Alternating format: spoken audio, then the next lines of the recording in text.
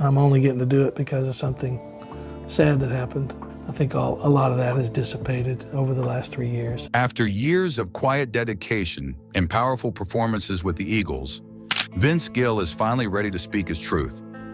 At 67, he's breaking his silence, revealing the emotional journey, hidden struggles, and behind-the-scenes challenges that have defined his time with the legendary band. From small-town beginnings to standing in the shadow of icons, Vince's story is one of resilience, respect, and rediscovery, an inside look at the heart behind the harmony that fans have never heard until now.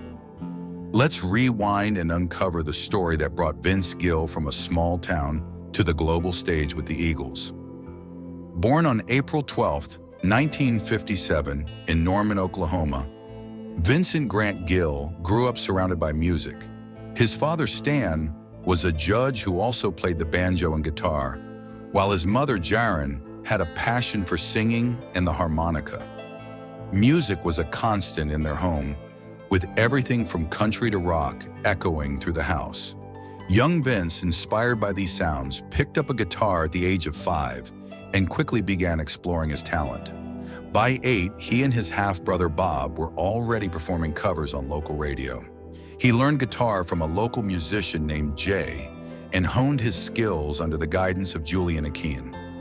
Throughout his teenage years, Vince mastered multiple instruments: fiddle, mandolin, banjo, and bass, setting the stage for a lifelong career in music. After graduating high school, Vince dove headfirst into bluegrass.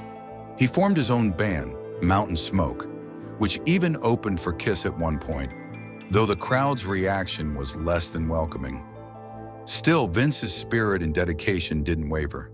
His first taste of national fame came between 1978 and 1982 as the lead singer for the band Pure Prairie League. He sang lead on their hit, Let Me Love You Tonight, and contributed as a songwriter. That opportunity helped solidify his reputation in the industry. In 1984, Vince chose to go solo and pursue country music.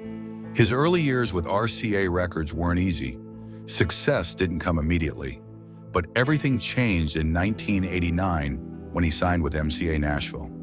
His breakthrough came with the album When I Call Your Name, which catapulted him to the top of the charts and launched a string of hits throughout the 1990s. Vince earned 22 Grammy Awards and 65 chart entries on the Billboard Hot Country Songs list. His album, I Still Believe in You, went quintuple platinum. He also collaborated with country legends like Reba McEntire and Chris Young, continuing to prove himself as a powerhouse. But in 2017, everything took a dramatic turn. One day, Vince received a call that would change his life. It was from Irving Azoff, the Eagles manager. The band, still mourning the loss of founding member Glenn Frey, wanted Vince to join them. Vince was stunned. How could he possibly step into the shoes of such an iconic figure? Don Henley, co-founder of the Eagles, explained why Vince was their only choice. His voice, musicianship, and deep respect for the band's legacy made him the perfect fit.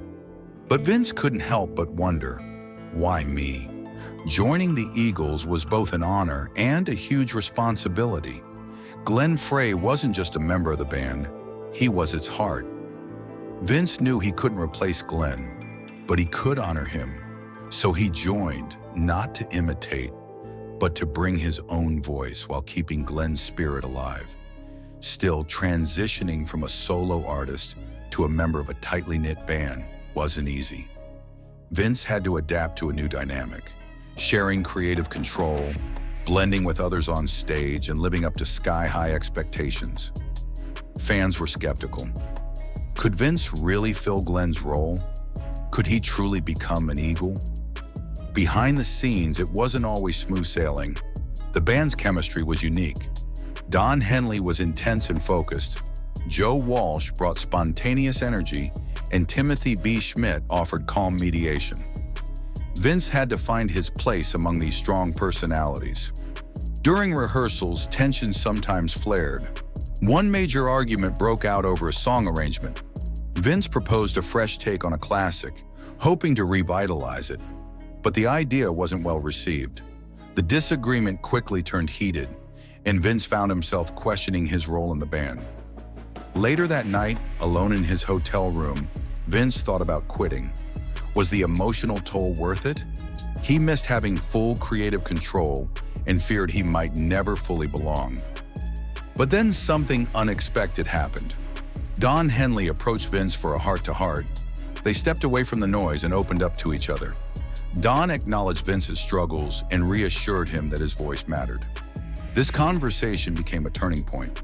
It wasn't just about filling a role anymore.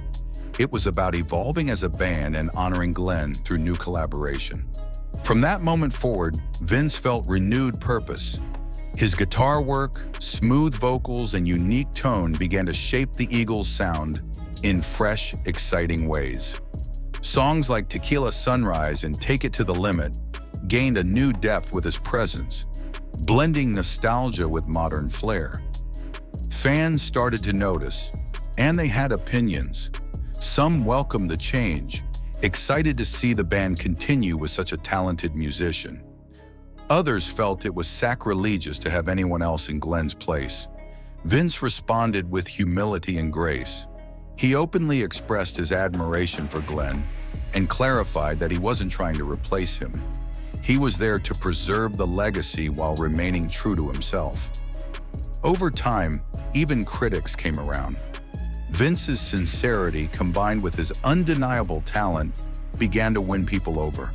His live performances brought renewed energy to classics like Hotel California and Peaceful Easy Feeling, blending country roots with rock finesse. In one surprising interview, Vince admitted he didn't feel like he truly belonged during those early days. The weight of legacy, the pressure of expectations, and the sense of being an outsider nearly pushed him out. But he stayed, not for fame or applause, but to honor Glenn and help carry the band's music forward. That decision proved pivotal. Vince's commitment and quiet strength inspired his bandmates, helping them reconnect with their passion for the music. Together, they pushed through challenges and found a renewed bond, one that reminded them why they started making music in the first place.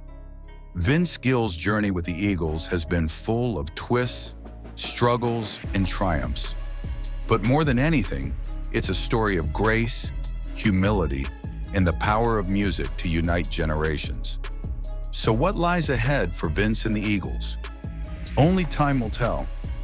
But one thing's for sure, the band is stronger, more inspired, and more unified than ever.